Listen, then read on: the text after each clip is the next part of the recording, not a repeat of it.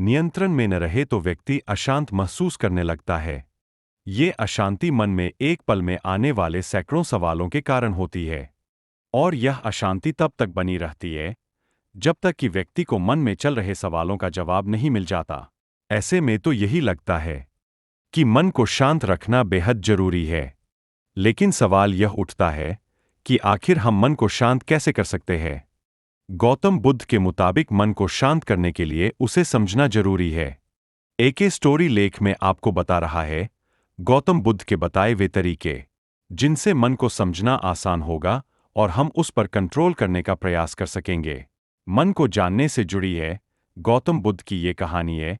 पहला चरण।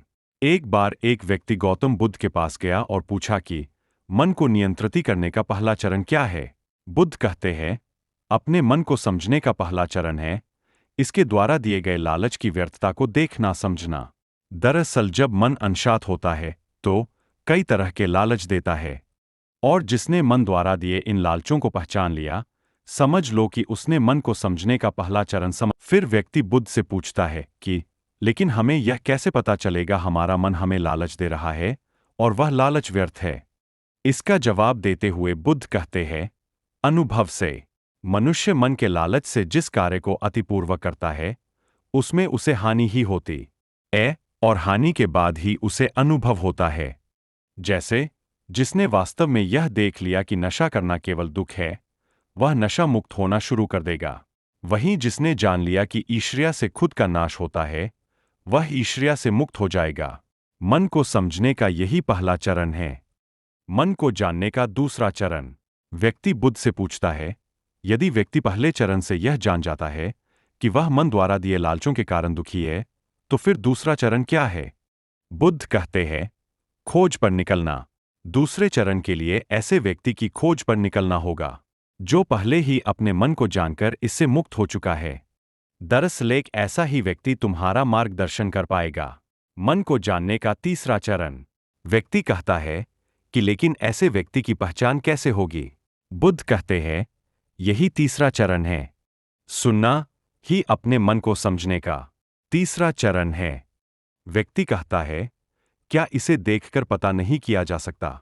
बुद्ध कहते हैं, देखने में कोई व्यक्ति बहुत शांत और अच्छा लग सकता है, लेकिन उसके मन के भीतर क्या है यह उसके शब्दों से ही पता चल सकता है। लेकिन किसी की बातों पर तब तक विश्वास नहीं। तीसरा चरण करना चाहिए जब तक कि वह तुम्हारे विवेक की कसौटी पर खरा न उतरे। मन को जानने का चौथा चरण। गौतम बुद्ध कहते हैं कि कर्म ही मन को समझने का चौथा चरण है। खुद को जानने के लिए सही दिशा में कर्म करना जरूरी है, लेकिन कर्म करते हुए व्यक्ति हर बार दो गलतियां करता है। पहली गलती यह कि शुरुआत ही नहीं करना, और दूसरी गलती यह कि पूरा रास्ता तय करना। इन दोनों ही गलतियों के पीछे हमारा मन होता है।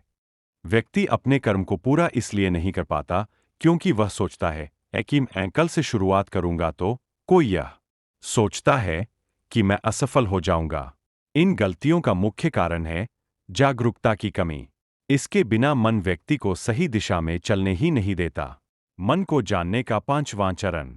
गौतम बुद्ध कहते हैं कि मन को जानने और समझने का पांचवां चरण है जागरूकता। इसीलिए हर कार्य को जागरूकता के साथ करें। बिना जागरूकता के साथ किया गया कार्य या फिर जिया गया क्षण मृत्यु के समान है। व्यक्ति बुद्ध से पूछता है, अपने जागरूकता के स्तर को कैसे बढ़ाया जा सकता है? बुद्ध ने जवाब दिया, ध्यान से। मन को जानने का छठा और अंतिम चरण। मन को जानने, समझने और नियंत्रित करने का अंतिम चरण है। यानी ध्यान ही वह नाव है जिस पर बैठ मन रूपी नदी को पार किया जा सकता है। जिस व्यक्ति ने इन शुरुआती 5 चरणों से मन को जान लिया, उसने अपन मन को जीत लिया, उस पर काबू पा लिया।